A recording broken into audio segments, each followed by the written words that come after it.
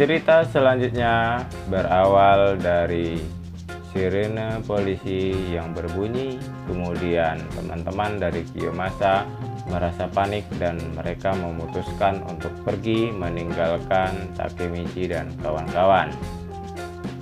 Aku telah menghabiskan waktu dan tenaga untuk melakukan sesuatu yang bukan bakatku, tapi tidak satupun ada yang sia-sia, kata Takemichi, karena aku membuat mereka melihatku. Teman-teman Takemichi pun merasa senang karena akhirnya mereka bisa berhasil menyelamatkan Takemichi dan juga Draken. Kita harus membawa Draken Kun ke ambulans secepatnya, kata mereka.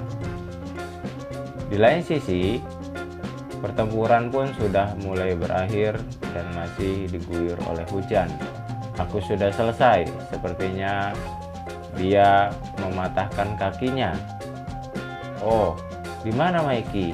Kemudian salah satu dari geng Toma menunjuk ke arah Maiki dan juga Hanma. Aku tahu ini melelahkan Maiki, kau bahkan tidak kehabisan napas.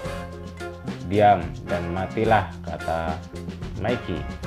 Kemudian seseorang datang membawa motor dan mengajak Hanma untuk pergi karena polisi telah datang.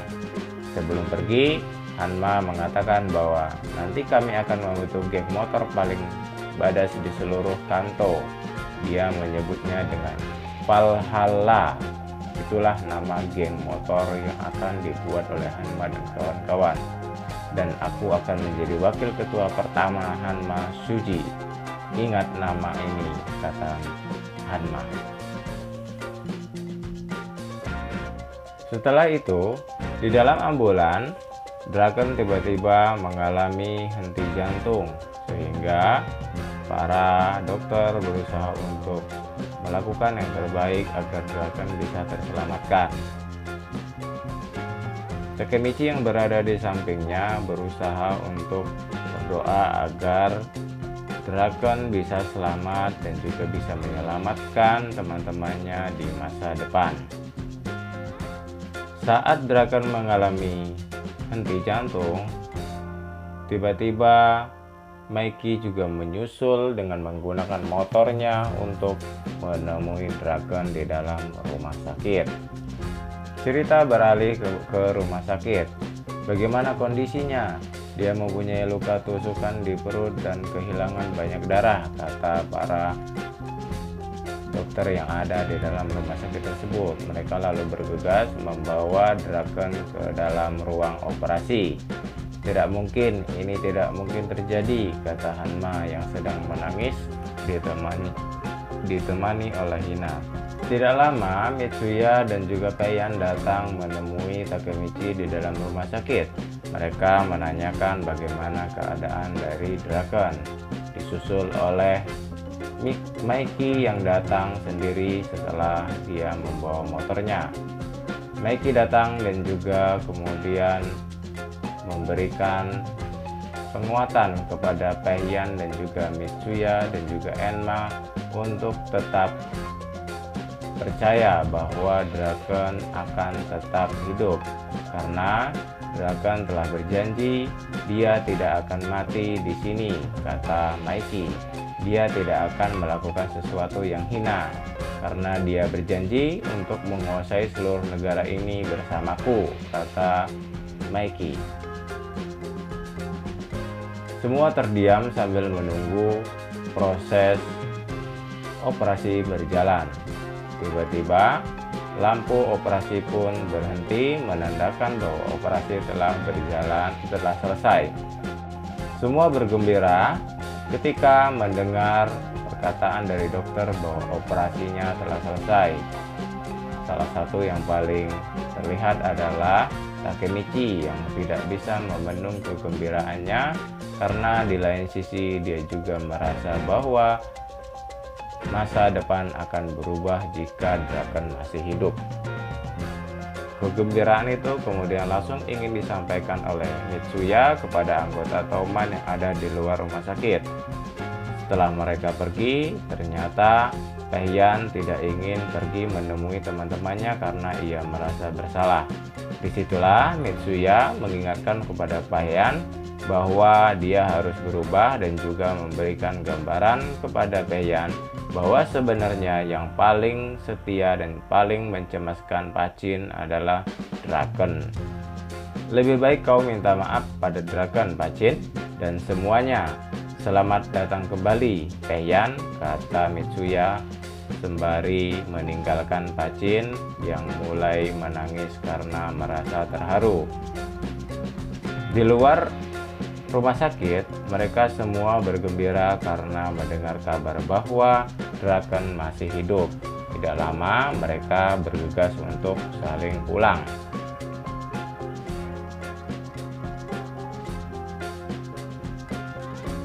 Kemudian Enma dan juga Hina melihat ponsel mereka menandakan bahwa mereka sudah melewatkan tanggal 3 Agustus dan sudah masuk ke tanggal 4 Agustus.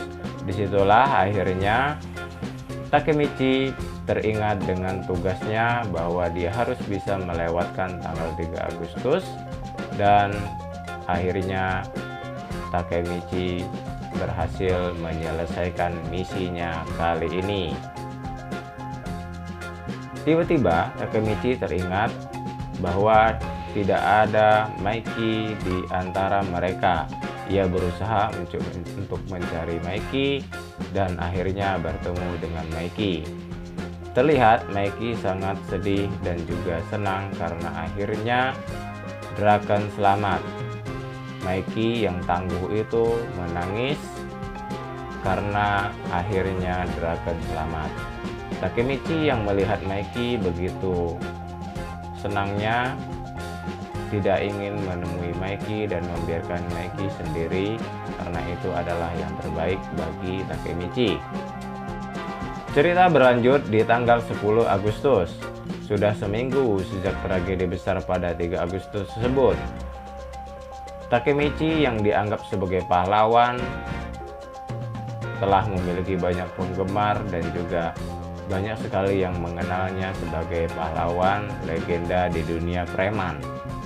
Setelah itu, Takemichi menemui Draken di dalam rumah sakit dan akhirnya mereka berbincang-bincang sampai akhirnya Draken mengucapkan terima kasih kepada Takemichi yang telah menyelamatkan Toman. Setelah itu, Draken memberikan sebuah hadiah dari Maiki yang akan diberikan kepada Takemichi. Setelah terlihat, ternyata hadiah tersebut adalah berupa seragam geng Toman yang pertama kali dipakai oleh Miki ketika mendirikan geng Toman. Takemichi yang sadar dengan kemampuannya merasa berat untuk memakai pakaian tersebut. Ia lalu berkata kepada Draken bahwa apakah ia pantas untuk mengenakan pakaian tersebut. Jadi ini milik Maiki-kun. Ini tanggung jawab yang besar untukku, kata Takemichi. Aku penasaran apakah aku bisa menjadi orang yang menggantikannya suatu hari nanti. Bicaralah padanya, kata Draken. Lalu ia menunjuk ke arah atap dan memberikan arahan kepada Takemichi bahwa di atas atap ada Maiki yang sedang menunggunya. Kemudian Takemichi pun bergegas untuk menaiki atap tersebut. Ia melihat Maiki sedang tidur di atas atap tersebut. Aku bisa menghilangkan perasaan yang tidak pasti ini. Apa alasan Hanma menghasut Toman untuk memecah belah Toman? Kenapa dia menggunakan grup Kiyomasa untuk mencoba membunuh Kenshin? Dan misteri terbesar dari semuanya adalah orang yang menyadarinya lebih dulu tentang pertikaian Kenshin dijadikan target, dan yang menghentikannya adalah kau, Takemichi, kata Maiki. Siapa sebenarnya dirimu? Pertanyaan itu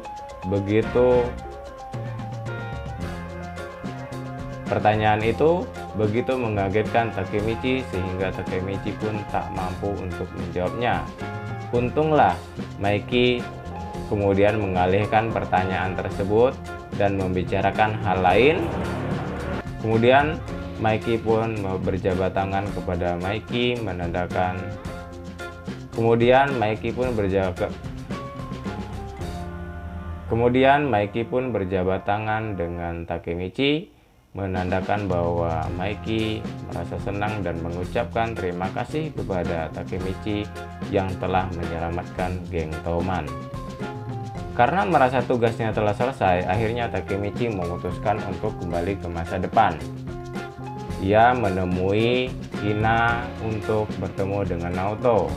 Disitulah kemudian Takemichi memanfaatkan kesempatan tersebut untuk memberikan sebuah kenang-kenangan berupa kalung kepada Hina. Hina yang sebelumnya memanggil Naoto tidak sadar bahwa ternyata Naoto sudah berada di belakang mereka. Setelah itu, akhirnya Takemichi pun meminta Naoto untuk berjabat tangan, karena dengan cara berjabat tangan itulah Takemichi bisa kembali ke masa depan. Naoto yang tidak mengerti apapun berusaha untuk mengikuti apa yang dikatakan oleh Takemichi. Setelah berjabat tangan, akhirnya Takemichi melintasi waktu dan kembali ke masa depan. Tak disangka, ternyata ketika di masa depan, Takemichi sedang berada di toko tempatnya bekerja dan ia sedang dimarahi oleh manajernya. Takemichi yang tersadar bahwa ia sudah kembali ke masa depan merasa bingung. Kemudian ia merasa bahwa ia sudah berhasil menjalankan misinya. Kemudian ia berusaha untuk mencari berita di ponselnya mengenai kematian Hina. Setelah ia berusaha untuk mencarinya, ia tidak mendapatkan berita tentang kematian dari Hina. Itu artinya dia sudah berhasil dalam menjalankan misinya kali ini. Tidak lama, Takemichi teringat kepada Naoto dan berusaha untuk menghubungi Naoto, tetapi setelah ia menjatuhkan ponsel, Takemichi tidak sengaja melihat telapak tangannya ada bekas luka dan ia teringat bahwa ia pernah ditusuk oleh Kiyomasa dan ia semakin yakin bahwa dirinya telah berhasil merubah masa depan. Tidak lama, ponselnya berdering dan ia teringat bahwa ada sebuah janji pada sebuah toko. Ia pun menghampiri toko tersebut dan terlihat di dalam toko tersebut ternyata ada Akun. Takemichi sangat senang bertemu dengan Akun sampai ia menangis karena memang Takemichi adalah orang yang sangat cengeng. "Aku masih pemula. Kau sekarang penata rambut," kata Takemichi. Aku masih pemula," kata Akun. "Setiap hari aku harus bekerja keras melakukan kerja sambilan," kata Akun. Aku ingin bicara padamu hari ini, karena mereka akhirnya memperbolehkanku memotong rambut bulan depan, dan aku ingin kau menjadi modelku. Dan karena itu, kau akan menjadi pelanggan pertamaku. Seperti janjimu, iya kan? Kemudian Takemichi mengingat ketika ia masih SMP dan itu adalah janjinya kepada Akun ketika ia bisa menjadi penata rambut di kemudian hari. Tiba-tiba ponsel dari Takemichi pun berdering. "Kau berhasil ya? Dan kau juga sudah kembali dari masa lalu." Mendengar suara itu, Takemichi pun sudah sadar bahwa itu adalah suara dari Naoto. "Luar biasa, kau benar-benar melakukannya. Kau mengubah segalanya," kata Naoto. "Takemichi, mari lihat kakakku," kata Naoto. Kemudian cerita pun berakhir. Kita nantikan bagaimana episode 12 selanjutnya.